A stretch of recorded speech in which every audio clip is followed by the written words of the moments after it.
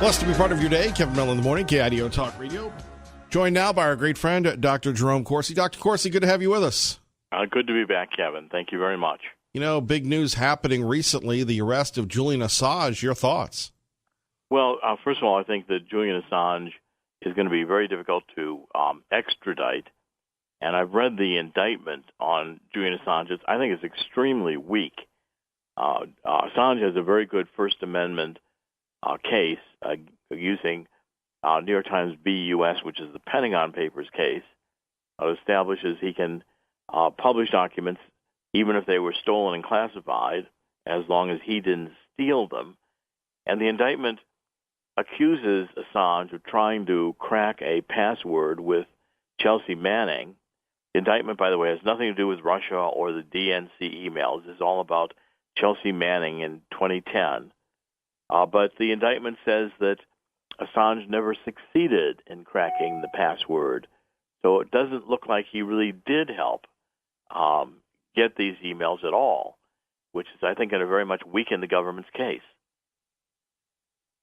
Dr. Corsi, what do you make of Julian Assange, who has been in the Ecuadorian embassy for so many years, almost like a prison sentence? Well, you know, I think, first of all, Julian Assange is really a hero. Most people, you hear even Lindsey Graham saying, well, he stole classified information, therefore he's a criminal. Well, first of all, Assange's method of operations, MO, is not to steal the documents, but to publish them after someone else steals them. And under our First Amendment, if you remember, the Pentagon Papers case, which was 1971, involved the theft of a highly classified government study on Vietnam, which showed that even in the first months of Vietnam, Secretary of Defense McNamara and President Johnson knew the United States was not going to win in Vietnam. And the way we were fighting the war was going to be very costly. We sent 50,000 people to die in that war, brave Americans who went and died. I mean, I think the exposing of that secret, of that hypocrisy within government, I don't believe in government secrets. I think governments who have secrets as a cloak to commit illegalities, run illegal wars, do things that the governments won't and don't want to tell the people they're doing. Dr. Jerome Corsi joining us. Kevin Miller, KIDO Talk Radio, 107.5 FM, 580 AM. You take a look at the secret world, Dr. Corsi, that you were accused of being a part of, Robert Mueller going after you. You've documented this in your new book, first electronic, now hardcover. What goes on in your mind now that you continue to get back into the real world? And obviously you have a long way to go. You've got legal bills. You've got a lot to do in such a later part of your life. Well, that's why I wrote Silent No More. I mean, it's kind of like my own Julian Assange act. And I wanted, I went through this 40-hour inquisition with the government, which they were, trying to break me psychologically. The Mueller prosecutors wanted me to establish a link between Julian Assange and Roger Stone. This was their whole key for collusion. Because I don't know Julian Assange, never met him, never talked to him, or WikiLeaks. I broke their collusion theory, and they were furious. They wanted to indict me. They didn't indict me. They couldn't. I had memory lapses, but I was telling them the truth. And I went out and wrote this book, Silent No More, and told you day by day how abusive the prosecutors were. I don't think it should be secret. This little secret prosecutorial world in which they can destroy people's lives because they don't like what I've written. And the prosecutors made that very clear. I've got thousands of dollars of legal bills and no job.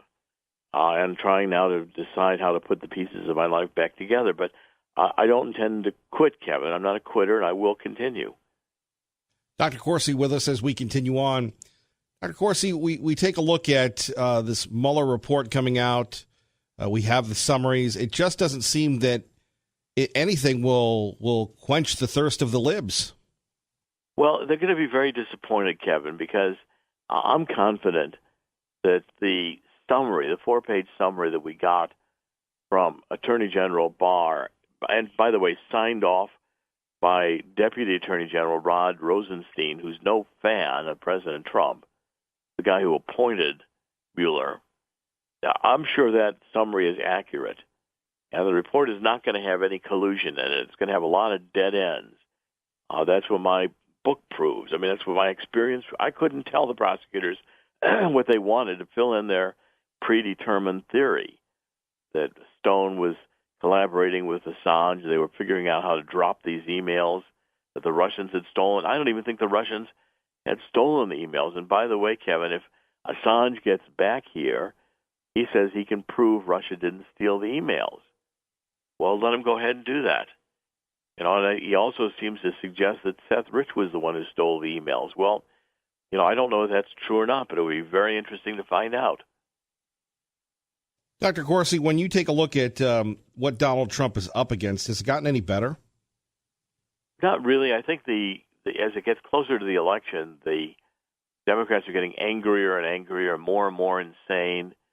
I mean, the legacy of the first term of Donald Trump is going to be one of resistance and, blocking Donald Trump. Well, how do you run on a socialist agenda where all you've done is be negative for 4 years? I mean, that's not a very attractive electoral proposition. It might appeal to the Democrats, to a certain portion of the population in their, hate Trump frenzy, but it isn't going to sell to the American people as a whole. Dr. Corsi, let's continue on with your new book. What else is in it? Have you had a chance to update it, considering that the Mueller report is over now, or how are you handling that? Well, I'm being able to. The book stands as it is because I wrote the book when I thought I was going to go to prison, and that emotion, that energy, even in the audio book or the iTunes version, you can hear me reading it, and you can hear, I think, in my voice, how devastating this Mueller process was. It was started in August when I got the subpoena. By November, by Thanksgiving, they were threatening they wanted me to plead guilty to one count of this lying to them when I amended the testimony. It was memory mistakes of a few emails. I wouldn't plead guilty to a crime I hadn't committed, even though they said they were going to charge me in federal prison in Washington, where the jury would hate me and they would get a sentence of 25 years. I'm 72 years old. 25-year sentence would be a life sentence. I said, if that's what justice in America is, I said, go ahead and do it. It would ruin my family. We'd have to spend millions in defense. But I'm not going to swear to a crime I didn't commit. And I think just reading this book and seeing all the, what they put me through, abusive questioning and how detailed they had my whole life in front of them. They knew more about me than I knew about myself. I wonder where they got all that. I've sued the federal government, Mueller, for $350 million in federal district court in Washington. And I'm waiting to see if that case is going to be heard. If it's not heard, I'll take it to the Supreme Court. This shouldn't happen to anyone in America. Dr. Corsi, what do you think? How has this experience changed you? I know we've talked about this for years, but how has it changed you? Are you still optimistic about America? Well, I always have been, because I can't get my head across that, God allowed this country to be created, and so many have died fighting for this country. Just walk through Arlington Cemetery someday, and for all in vain, because a group of communists want to throw it away. I just don't believe that's going to happen. I think it may be close to happening, and the hard left may be using our schools as an indoctrination system, but I think Americans are going to wake up to it. And how has it changed me? Well, I'm sure it's taken a lot out of me, because we didn't know until March 17th, St. Patrick's Day, that we were not going to be indicted. My wife said she woke up one morning and said, we're trying to decide if I should take the plea deal. Just take this one plea. Just plead to this one count, and we'll leave you alone, they say. No, they won't. My wife said, I'd rather visit you in prison the rest of your life than have you not be the man I married. We both told them to take a hike. What was their reaction? And they were angry. Zelensky, one of the prosecutors, told my attorney, David Gray, right at Thanksgiving time, we'll take it from here. I announced it on One America News on national television. I didn't even tell my attorneys I was going to reject this plea deal. They were all saying, well, it's the only way you can stay out of prison. And I said, well, so be it. Put me in prison. I don't think the prosecutors ever expected me to do that. But I thought they were supposed to be good at the FBI on profiling. They should have known all the people I fought back against in my life. I was going to fight them back too and write a book about it. That's what I did. Dr. Corsi, was it your faith in God that got you through? Absolutely. I'm not here for an earthly benefit. We're all here for an eternal purpose. And I openly have admitted and I confess that Jesus Christ is my Lord and Savior. I'm not going to go into a federal judge and lie on a Bible to a crime I didn't commit. I'm not going to swear to God and lie in order to stay out of prison. If that's what justice in America has come to, they can put me in prison. Dr. Corsi, remember you can get his book, Silent No More, How I Became a Political Prisoner of Mueller's Witch Hunt, ebook, of course, Amazon. Dr. Corsi, a little early to ask you, but what's your next endeavor? I'm not sure. I'm thinking about writing a sequel to Killing the Deep State on the plan to reelect President Trump and to kill this deep state coup. I think that'll probably be my next book, a sequel to Killing the Deep State. That book is still doing very well. And I think between Killing the Deep State, which came out in 2017, and then this Silent No More, which just came out, and writing a new book on Killing the Deep State coup, I think that's a good three-book set of writings in order to try to get these deep state actors and these hard left Democrats exposed to bring them to justice. And I'm hoping the Attorney General Barr will do this. Any thoughts on what Barr will disclose coming up? I think it's going to be the same as we've already seen. I mean, a lot of the report's going to have to be redacted by law. Anything dealing with the grand jury, anything dealing with people like me who weren't indicted, anything that has to do with classified material. And I think they're going to find a lot of dead ends. Like, prosecutors thought I could connect to Assange. Well, I didn't. I don't know Assange. They couldn't prove I did. If Mueller's team could have proved I knew Assange, they would have indicted me. I think they had to accept it was true that I never had any contact with Assange. That's what we spent 40 hours over. That's what the whole nightmare was focused on. And this has got to stop. We can't be politicizing justice in America. Justice can't be stale it's tipped in favor of the Democrats and those who hate this country. It's got to be equal. And violations of the laws, I think we're done in this FISA court process, have got to be examined and brought to justice. The Department of Justice can't run as a criminal political operation, or Americans aren't going to trust it. Right now, I think the faith in the FBI and the justice system in America is at an all-time low. Our great friend, Dr. Jerome Corsi, Kevin Miller in the morning. One more time, Silent No More, How I Became a Political Prisoner of Mueller's Witch Hunt. Dr. Corsi, we always appreciate you, sir. Thank you for having us on. Thank you. Always a pleasure to be with you, Kevin. Thank you. Thank you. Dr. Corsi with us. Kevin Miller, KIDO Talk Radio. Kevin Miller in the morning, KIDO Talk Radio, time 6:23. I do want to thank our friends at St. Mary's School. I had a wonderful time at St. Mary's Catholic School on Friday, promoting our school, securing our future. We are still in our spring season. Since 2011, we would love for you to join us at a school. We would love to come to your school. If you have a school, middle school or high school, just email me, Kevin at KIDO Talk Radio. Promote our school, secure our future. Brought to you by our friends at CapEd Credit Union and Team Mazda Subaru. We did have a chance over the weekend to catch up on our blogging, and blogging is so important. It's so relevating. It's so stimulating. We'll get to that coming up concerning the end of the Idaho legislature. But how great is President Trump?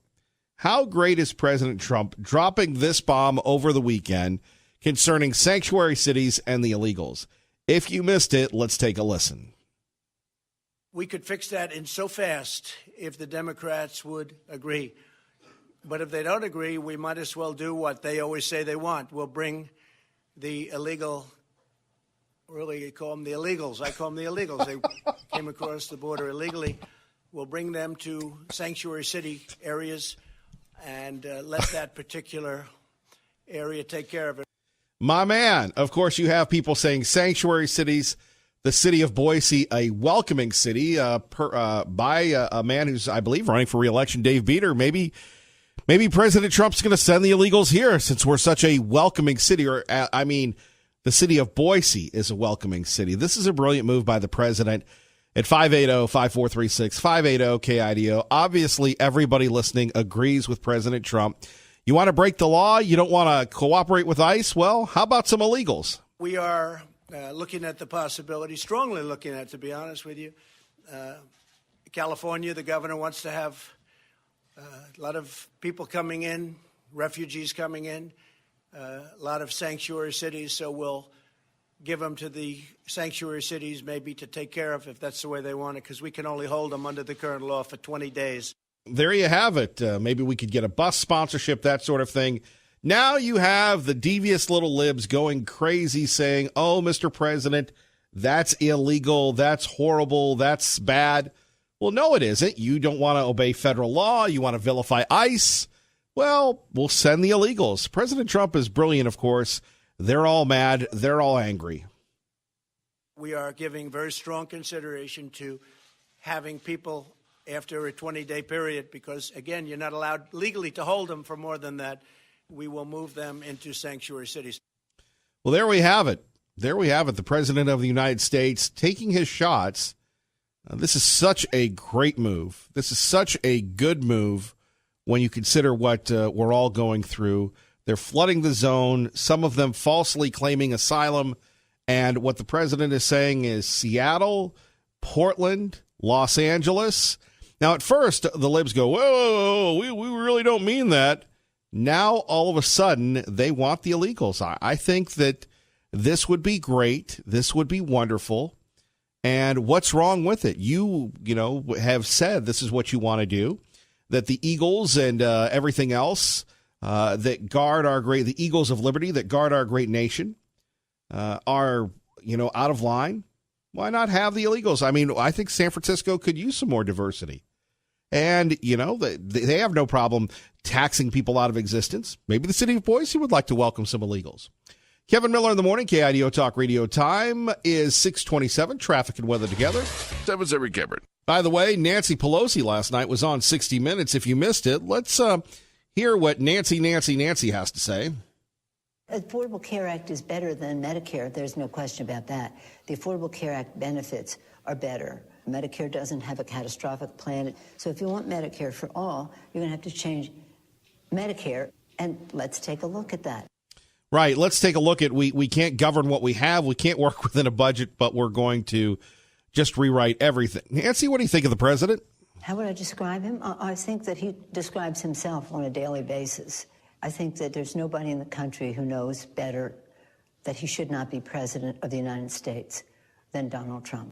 Right. But I think the overwhelming majority of God-fearing Americans disagree with you, Nancy Pelosi. By the way, since the liberal Democrats are calling on President Trump to release his taxes, he's under audit, he's not going to do that. Why not we here in Idaho call on Nancy Pelosi, Chuck Schumer, Jerry Nadler, Ilhan Omar, Tlaib, and the gang of the usual suspects? Why don't you release your tax returns? This is just sad that you have the Speaker of the House who can disagree with the president, but saying these horrific things. So we've got that going on. But the main topic here at 580-5436, 580-KIDO, do you agree with President Trump, as I do, that it's time to send the illegals to some of these welcoming cities and show them a real welcome? By the way, we'd be remiss not to congratulate Tiger Woods, a hero of all Americans. Now, I'm not a Tiger guy, but Tiger did win the Masters after an 11-year drought. Mr. Woods, your thoughts? It's just unreal for me to experience this. I mean, my mom was here. She was there in 97 as well. And so I just couldn't be more happy and more excited. And, I'm kind of at a loss for words, really. There we have it. A lot going on this morning. Thank you for waking up on the right side with Kevin Miller on KIDO Talk Radio, 107.5 FM, 580 AM. We could fix that in so fast if the Democrats would agree. But if they don't agree, we might as well do what they always say they want. We'll bring the illegal, really you call them the illegals. I call them the illegals. They came across the border illegally. We'll bring them to sanctuary city areas and let that particular area take care of it. There we have it. President Trump on the illegals, sending them to the sanctuary cities. I think this is great. Other news of the day involving the president. You remember last week, and we heard Glenn talking about this as well. Representative Omar, you remember her. She's a refugee from Somalia, now a congresswoman in the United States. She said those unfortunate comments about September 11th. Some people did some things. Well, you've got the New York Post having a picture of the World Trade Center under attack. You have President Trump tweeting that in between the tweets, he's got vivid images of 9/11. Well, instead of condemning Representative Omar, you've got the devious little libs going after President Trump. And if you were listening yesterday on KIDO Talk Radio, 107.5 FM, 580 AM, you heard Sarah Sanders reply to the criticism on Fox News Sunday. For her to talk about it in such a dismissive way is frankly disgusting and abhorrent. I'm glad the president is calling her out and holding her accountable. Well, there you have it. So now, instead of the libs doing the right thing, instead of the libs saying, look, Omar, you made a bad call at the line of scrimmage, and Omar's talking about care and everything else. I have to say this, though, and I don't know if this is true. Representative Omar, she's early 20s? She, again, a refugee from Somalia, I believe. But was she in America when that happened? Has anybody asked that question? Pete from Mountain Home, good morning. You're on KIDO Talk Radio. Waking up on the right side. Good morning, Pete. Good morning, Kevin. President Trump is absolutely brilliant. This whole sanctuary city, calling them on what they've been saying. And I would like to remind everyone that Nancy Pelosi a while back called these illegals gifts of love from Central and South America. And I see no reason why she in San Francisco shouldn't be thrilled to have a few 100,000 of them. Well, why not? Why not send them there? Yeah, and well, actually, you know what I would do if I were President Trump? I would have representatives go down to the caravans working their way up and tell them, hey, go to the border with California. Go over here to California's border. We will not only let you in, we will give you bus tickets to downtown L.A., San Francisco, Portland, and Seattle. And you can just move right in. Heck, you can occupy California. It's yours because that's a sanctuary state. Go for it. And that will relieve all the pressure on the border crossings in New Mexico and Texas and our other southern borders. And California wants them. Let California pay for them. Well, I would agree with you on that. I admit I voted for Ted Cruz during the general election.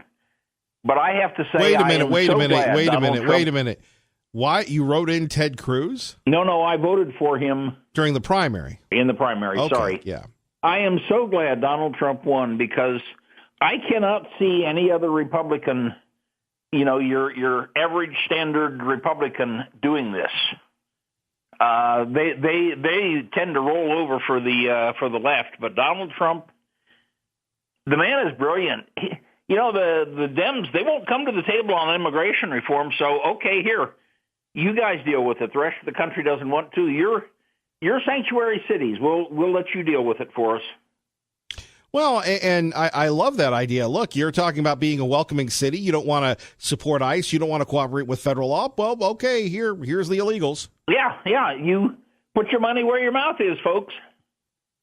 And they will go broke. Well, they're already going broke. But, I mean, can you see Seattle and San Francisco with the mess they are already in with another couple 100,000 people who don't speak the language, have no jobs, and are sitting there waiting to be taken care of? Right. Where are you going to house them? Well, hey, I know Nancy Pelosi's backyard. I love it. It's just, I heard that earlier on the weekend, and it made my week. Well, no, I would agree with you on that. Again, and they're so mad, they're so angry, and you think to yourself, well, he's just using their logic. Well, and they're accusing him of politicizing this issue. Well, what have they been doing for 2 years? Right. Screaming at him for separating families? Okay. Here you go, Nancy. Gifts of love for you. Yeah, I'd put him in Nancy's backyard. I think that's a good spot for him. Pete, thanks for waking up with us. You take care, brother. Kevin, thank you for waking me up. It's really, it kind of sets a really warm, fuzzy tone for the whole week. Take care, Pete. You too. Bye-bye. All right, 580-5436, 580-KIDO. Just moments ago, Allison Camerata went after our friend Mark Latta about the intense criticism of Representative Ilhan Omar. Representative Omar, when she says those stupid, irresponsible things about September 11th, some people did some things, and that's why CARE is there to stop it. No, it wasn't. Factually incorrect, Congresswoman. You should know better as a graduate of North Dakota State University. On Omar and President Trump's tweet that Nancy Pelosi and the Congresswoman herself say has upped the amount of death threats that the Congresswoman is getting. They've seen a spike in the threats against her, and so the Capitol Police, et cetera, are having to expend extra resources to protect her. Does the president know that he's putting her in danger? Well, I don't think it's the president who's putting her in danger. I think it's her ill-thought-out words that she used to describe the greatest terror attack on the history of United States soil, which killed nearly 3,000 Americans. The fact that those are her words, that's what's making the threats. But make no mistake, no congressperson, no American should be threatened, and no one is inciting violence. I think what they're doing is showing outrage toward words that should have been better thought out. Well, exactly. Ron Paul Jim joins us now. Kevin Miller, KIDO Talk Radio. Good morning, Ron Paul Jim. Morning, Kevin. The only flaw I see in sending all these illegals to sanctuary cities is the same organization that was able to fund and orchestrate them getting to the U.S. border through Mexico.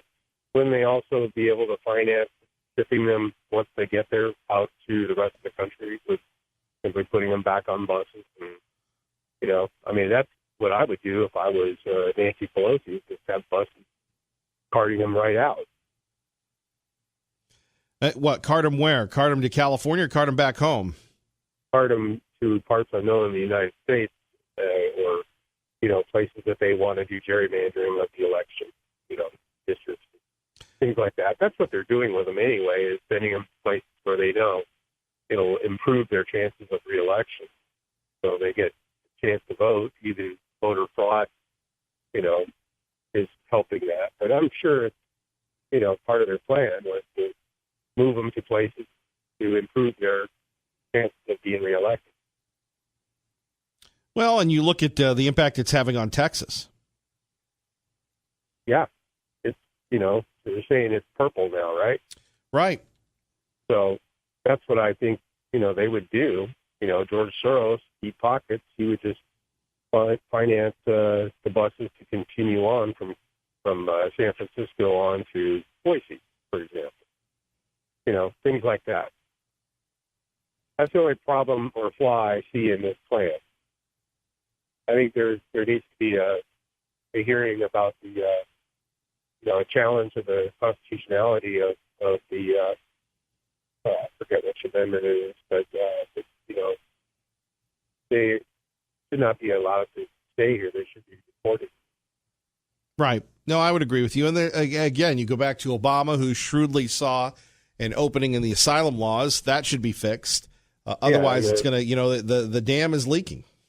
And the refugee status, I thought they were supposed to go, to apply for refugee status in the country they enter at the beginning, not get, say, passage through one country to get to another. You can't pick and choose where you want to be a refugee at, can't you? It seems a little bit hypocritical to be, beggars can't be choosers. Is that how it goes? Except in the world we live in today. Yeah. Anyway, that's all I got. Thank you, Ron Paul Jim. Locally, Boise police responded to calls of a shooting near Palouse Street and Hawaii Street last night, or at 11:58 Sunday night. Boise police say authorities arrived at the residence and found 3 adult victims outside. All 3 were transported to local hospital by the Ada County paramedics. Their condition is unknown at their time.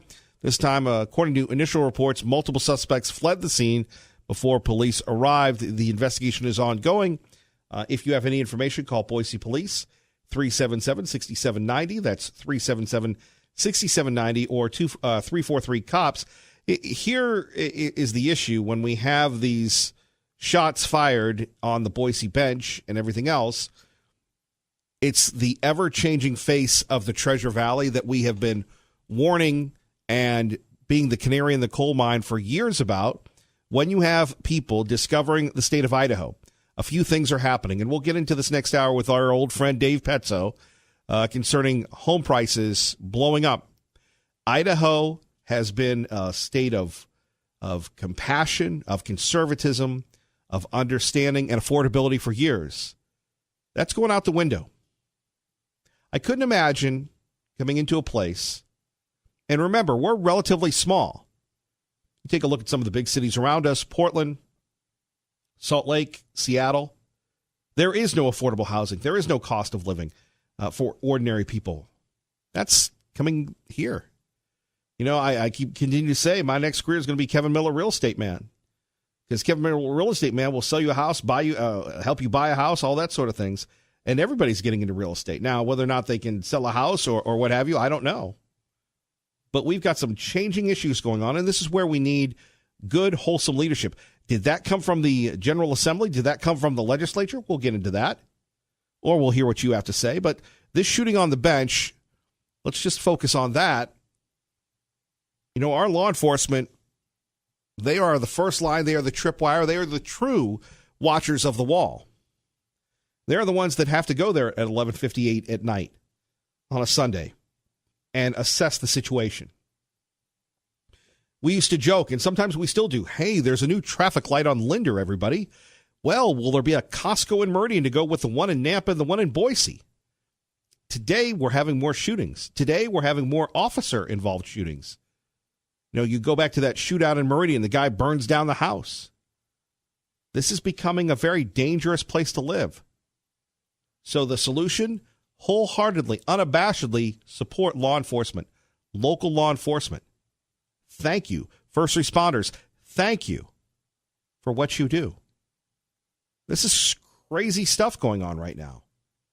And most of us, unless it impacts us, we go along with our humdrum lives and are very thankful. Hey, the kids have a soccer game over the weekend. Hey, Tiger won the Masters. It's wonderful. It's exciting. But we have people that want to harm us.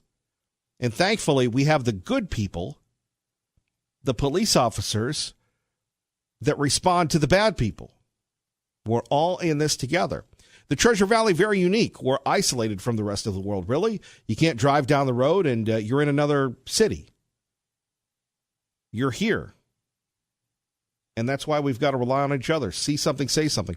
Coming up next at 580-5436, 580-KIDO, Mayor Pete makes it official, and Tiger Woods wins the Masters, even if you're not a Tiger guy, even if you're not a golf guy. Why this is important. Kevin Miller, KIDO Talk Radio, on your home for Hannity, KIDO Talk Radio. Waited for years. Many doubted we'd ever see it. But here it is. The return to glory.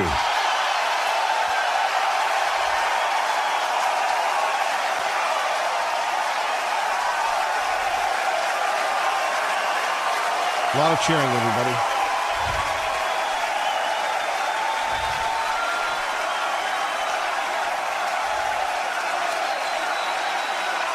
There you have it.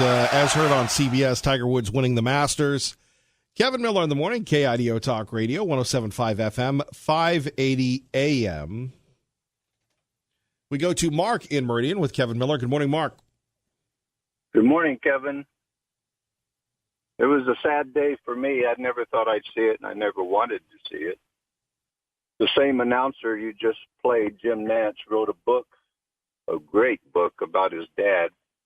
He included a story about Tiger Woods that was not flattering. In fact, it made him so upset that he vowed on the next broadcast he would never use his name. So he did that. He just referred to him as him and he throughout the broadcast.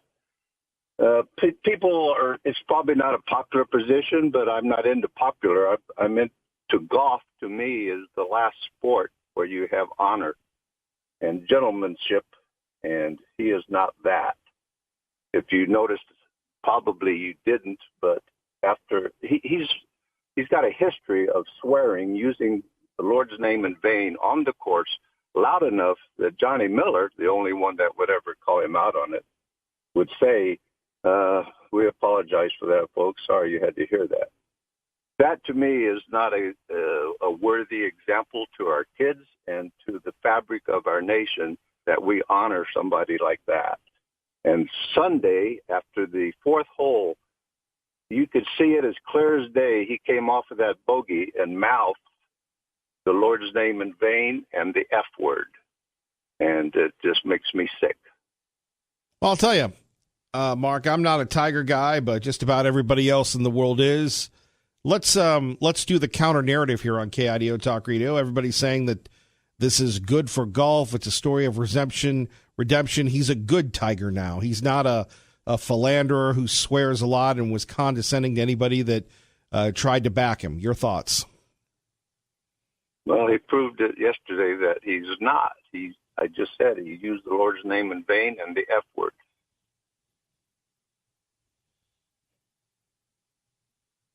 Well, Mark, anything else? No, that's it. It's just disappointing to me, but I know I'm in the minority.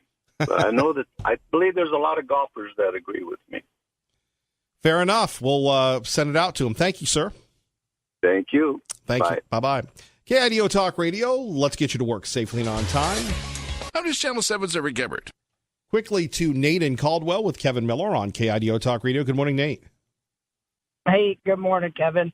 Hey, you mentioned a little bit ago about all these people moving in, crime going up, and I think part of the problem is that we keep telling everybody how great Idaho is, and so that keeps people wanting to move here. So I think we need to start telling people Idaho is a terrible place to live. but I mean, you're right about the crime, and also there's the road issue as well. Here, I was traveling between Caldwell and Nampa just a little bit ago, and a little red sedan, more of a maroon color, I guess, with a bike rack on the back of it. I was in the right-hand lane, and it passed me on the right-hand shoulder.